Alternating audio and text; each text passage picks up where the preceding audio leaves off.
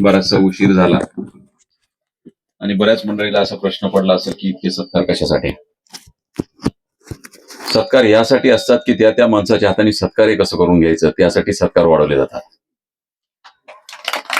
त्यामुळं सगळे लोकप्रतिनिधी, परिसरातील सगळे ज्येष्ठ थोर संत महंत, सर्व सन्माननीय व्यक्ती आणि त्यांचा सत्कार करणं हे कर्म प्राप्त होतं. त्यामुळं थोडासा लांबलेला हा कार्यक्रम, परंतु या कार्यक्रमाला भगवानदास एंटरप्राइजेस प्रायव्हेट लिमिटेड 7 मेगावॉटचा हा प्रकल्प आहे. या प्रकल्पाचा उद्घाटक या नात्याने उद्घाटन झालं असं प्रथमतः जाहीर करतो. कार्यक्रमाला उपस्थित असलेले हरिभक्त परायण तुकाराम महाराज शास्त्रीजी, आताच आशीर्वाद देऊन नाथबाबांचा सप्ताह आहे त्यासाठी तिकडे मार्गक्रमित झालेले हरिभक्त परायण एकनाथ महाराज माने, या कार्यक्रमाला आवर्जून उपस्थित असलेले असिस्टंट इंजिनियर बोरखडे साहेब, मनोजी व्यास, माझी धर्मपत्नी शिल्पा शेटे, सुनीताताई खांडेकर, विपुल सिसोदियाजी, अजितजी, सुनीलजी सिसोदिया, एपीआय डाकणे साहेब, भगवानराव कांदे, सिद्धाराव बडे, पुत्रेश्वर खताळ, माझे मित्र शहाजीराव सोळंके, लहूजी काळे, किशोरभाऊ कोटेजा, संतोषजी आब्बड, माननीय उपाध्यायजी, गौरव सिसोदिया, नितीन केजकर, राजेंद्र आब्बड, उदयपालजी, विलासराव बडे, माझे मित्र नगरसेवक बालाजी चव्हाण, छत्रभूतजी कांदे, सोपानजी खांडेकर, नागनाथजी खांडेकर, लक्ष्मण निवृत्ती खांडेकर, तिरुबाई खांडेकर, गोपाळ खांडेकर, सर्व पत्रकार, संतोष स्वामी, नागेश वखरे, गणेश काटकर, नवनाथजी कांबळे, माऊली कटारे, बाबा देशमाने, अतुलजी शिंगारे, अतुल शिंदे, नितीन वाघमोडे, सर्व सन्माननीय व्यासपीठ आणि नंतर कार्यक्रमाला उपस्थित असलेले माझे मित्र प्रीतम खिवसरा. खरं म्हणजे कार्यक्रम करायचा का नाही, कारण हा कार्यक्रम या ठिकाणी कुठलं एखादी इंडस्ट्री नाही की या ठिकाणी कुठलं प्रॉडक्ट विकायचं आहे, किंवा या ठिकाणी रिटेल काउंटर नाही की कुणीतरी घेऊन जा असं सांगायचं. आणि मला असंच वाटलं होतं की सिसोदियाजी आता कुठला कार्यक्रम करणार नाहीत, कारण सगळं हे प्रोडक्शन सुरू झालंय स्लाइडचं आणि कार्यक्रम असं करण्याची गरज नाही. परंतु एखादा प्रोजेक्ट आपल्या भागामध्ये उभा राहतोय त्यापासून प्रेरणा घेऊन इतर शेतकरी असू द्यात किंवा उद्योजक असू द्यात, त्यांना प्रेरणा देण्यासाठी असे कार्यक्रम झाले पाहिजेत असा त्यांचा आग्रह होता, म्हणून मी त्यांना परवानगी दिली. जनरली समाजामध्ये असे उद्योग उभा होत असताना रिटेल काउंटरच्या माध्यमातून काही आपल्याला प्राप्त होतं का? असा एकमेकाच्या चेनवरती आधारित असलेला उद्योग असतो, त्यावेळेस मात्र आपण मोठा कार्यक्रम घेतो. परंतु आज सिसोदिया कुटुंबियांचं मी मनपूर्वक कौतुक करतो की त्यांना वाटलं की आपण कुठंतरी उतराई व्हावं. ज्या शेतकऱ्यांनी आपल्या जमिनी, आपल्या काळी आई म्हणतो त्यांना दिली, त्यामध्ये मी देखील आलो. मला काही जमीन इथं माझी मूळ जमीन नव्हती, परंतु ज्यावेळेस त्यांना आम्ही रेंटवरती जमीन द्यायचा प्रयत्न केला, तितक्यात एक शेतकरी उठला आणि तो म्हटलं की नाही, मला साहेब रेंटवर द्यायची नाही, मला विकायची, मला तुम्हालाच विकायची. मला अचानक आलेला प्रश्न होता, म्हणजे त्याचा विश्वास एवढा होता की बस. नंतर त्याला काही जणांनी ऑफर दिलाय की 1.5 पट देतो वगैरे, पण तो प्रामाणिक राहिला आणि त्या बिचाऱ्यांनी मला जमीन दिली. म्हटलं ठीक आहे, हरकत नाही. या जमिनीच्या मध्यामध्ये माझी जमीन असेल तर इकडे वक्र दृष्टी कोणी पडणार नाही हा विश्वास होता, म्हणून मुद्दामून जमीन घेतली. कारण या माणसाला जमीन प्रोजेक्टच आम्ही हँडओव्हर केला. हा प्रोजेक्ट माझ्या मिसेसच्या नावावरती या ठिकाणी सँक्शन झाला होता. पण दुर्दैवाने मधल्या काळामध्ये मी जमीन परचेस करण्यासाठी खूप प्रयत्न केले, परचेस झाली नाही, कारण ती जमीन मला भेटली नाही. जी भेटली ती 6 किलोमीटरच्या पुढे भेटली, 5 किलोमीटरच्या आतमध्ये पाहिजे. मग मनात असा विचार आला की बंडूजी खांडेकर माझे मित्र आहेत, त्यांना म्हटलं की तुम्ही जर रेंटवर देत असाल तर आपण दुसऱ्यांना हे करू. आणि भगवानदास जे त्यांचे बंधू आहेत त्यांना आम्ही ही जमीन प्रोजेक्ट ट्रान्सफर केला, आमचे शेअर सगळे ट्रान्सफर केले आणि पूर्ण ताकदीनं प्रोजेक्ट त्यांचा आहे असं कधी त्यांना भासू दिलं नाही. प्रोजेक्ट आमचाच आहे आणि शेवटपर्यंत आमचाच राहणार, आम्ही एवढा विश्वास देतो. कारण कुठलीही गोष्ट करायची असेल तर मनापासून करतो, प्रेम करायचं तर मनापासून करायचं. अगदी विरोध करायचा असेल त्यामध्ये तात्विक विरोध असतो माझा, मी कधी मानसिक विरोध करत नाही. आणि कदाचित आपण एवढ्या मोठ्या पोस्टवरती गेलोय, भूतकाळामध्ये काही चुका झाल्या असतील तरी त्या चुका मी मोठ्या मनाने मी माफी मागतो कुठल्या लोकांची. कारण एखादा जिल्हाधिकारी असेल परंतु त्याच्याकडे क्वालिटी नसेल तर मी त्यांना माफी मागत नाही, पण एखादा शिपाई असेल आणि माझ्याकडनं काही चुका असेल तर मी त्याच्या पाया पडतो, कारण ही संस्कृती महाराष्ट्राची. त्यामुळं आपण सहसा मोठे झाल्याच्या नंतर आपल्या गावाच्या हितार्थ यावं. गावकऱ्यांना बराच वेळेस प्रश्न पडला असेल की हा प्रोजेक्ट उभा झाला तर आमचं काय, परंतु जनरली वैरागला देखील आम्ही प्रोजेक्ट मंजूर करून घेतला, पण तो 4 मेगावॉटचा. माझ्या मनामध्ये थोडंसं हे होतं, हा परिसर मोठा आहे, या परिसरामध्ये अनेक लाभधारक आहेत, शेतकरी आहेत, कमर्शियल व्यापारी आहेत, सगळ्या गोष्टी आहेत. दिवसाआठ कधीच लाईट जाणार नाही, कारण 7 मेगावॉटचा परिपूर्ण प्रकल्प आपल्यासाठी इथे उपस्थित आहे. महाराजांनी आता इच्छा प्रकट केली की आम्हाला काय. मी म्हटलं अप्लाय करू. त्याचं कारण आहे की मी अशा वटवृक्षाखाली बसलोय देवेंद्रजींच्या की ते कल्पवृक्ष आहे, त्याच्यामुळे मी महागाल ते मिळतं आणि मी कधी लोकहितार्थ देतो. सगळं वाईट करायचं तर काही करता आलं असतं. अनेक लोक आहेत तिथं, ग्रामपंचायतचा मेंबर झाला, पंचायत समितीचा मेंबर झाला, जिल्हा परिषद, बरोबर विलासराव, पण मी कधी माझी नैतिकता कधी ढासळू दिली नाही. आपण ठरवलंय की कधी वाईट करायचं नाही. कुणी वाईट करायचा प्रयत्न करत असेल त्याला समजून सांगतो की हे करण्याने काहीच नाही, कारण मृत्यू 2-4 दिवसामध्ये येणाऱ्या अशा काही माणसांना मी भेटलो बॅकनेसाठी, पेशंट होते काही असे, आणि मी त्यावेळेस त्यांना विचारलं की काय वाटतं शेवटला. ढसढसा रडले हो. वाटलं की ते म्हटले की साहेब जमिनीसाठी चुलत्यावर भांडणं केले, कधी मारहाण केली, चुलत्याला मारलं, ह्याला हे केलं, त्याला दुखवलं. आता वाटतं की ह्या बेडवरून त्यांची माफी मागायला जावं, पण वेळ तितका परमेश्वराने त्यांच्या हातात दिला नव्हता. त्यावेळेस एक लक्षात आलं की आपल्याला प्रेमाशिवाय दुसरा दागिना आणि प्रेमाशिवाय सगळ्यात मोठी संपत्ती कुठलीच नाही. त्यामुळे संपत्ती कुणी पैशात मोजत असेल तर ती गौण आहे. मुंबईसारख्या ठिकाणी राहिल्याच्या नंतर अनेक अब्जाधीश आहेत, म्हणजे त्यांचं नाव घेऊ नये कारण ते हयात नाहीयेत. 10-20-25 हजार कोटीची संपत्ती असताना देखील त्यांच्या मुलाने त्यांचं बिल भरलं नाही, आणि ती आमच्यापर्यंत ती गोष्ट आली. किती दुर्दैव आहे. त्यामुळे लक्षात आलं की संपत्तीपेक्षा आपल्या शब्दाला एवढी किंमत आली पाहिजे. आपल्या एका एका शब्दाने एक एक प्रोजेक्ट ह्या भागामध्ये उभे झाले पाहिजे, एवढी ताकद मुंबईमध्ये मी निर्माण केली, आणि ती सामान्य माणसाच्या हितासाठी. मी इतक्यावरती समाधान नाही, या परिसरात अनेक प्रकल्प उभा करणार. मी एक ठरवलंय की मला चांगलं करण्यापासून कुणी रोखू शकत नाही. ज्याला वाईट करायचंय त्याला अडथळे येतील, मला येतील. तर पहिल्यापासून यज्ञामध्ये आहुती देत असताना अनेक राक्षसही त्याच्यात हे करायचे, व्यक्ती आणायचे, परंतु एक अद्भुत शक्ती जी आपल्या पाठीशी असते, तशी दैवी शक्ती आपल्या पाठीशी. त्यामुळं कधी घाबरायचं नाही, चांगलं काम करायचं. मी मुंबईत असलो तर या ठिकाणी माझं मन इथं असतं, शरीर कधी कधी तिथं असतं. काही गोष्टीमध्ये मी रमतो, हे करतो. काल परवा दिवशी घरी बसल्याच्या नंतर मी शिल्पाला म्हटलं, मला पहिल्यासारखं दिंडूड जगायचं पण जगू शकत नाही. त्याचं कारण आहे, मला आश्चर्य वाटतं की मी घराच्या बाहेर जाऊ शकत नाही, इतकी लोक भेटायला येतात. म्हणजे सकाळी उठल्यापासून रात्री 10 पर्यंत प्रत्येकाला वाटतं मी एकटाच येतो काय की, पण असे अनेक लोक ज्यांच्या गरजा आहेत. आणि मला फिरायचं असतं गावात, मोकळ्यापणाने जायचं असतं, शेताकडे जायचं असतं, तरी मी सकाळी सकाळी उठून 6ला जातो. पण गाव अनुभवायचं, तसं पहिलं गाव राहिलं नाही ही मला मान्य करतो. कारण ज्या ठिकाणी पहिल्या गावामध्ये वडीलधारांना एक वेगळा मान असायचा.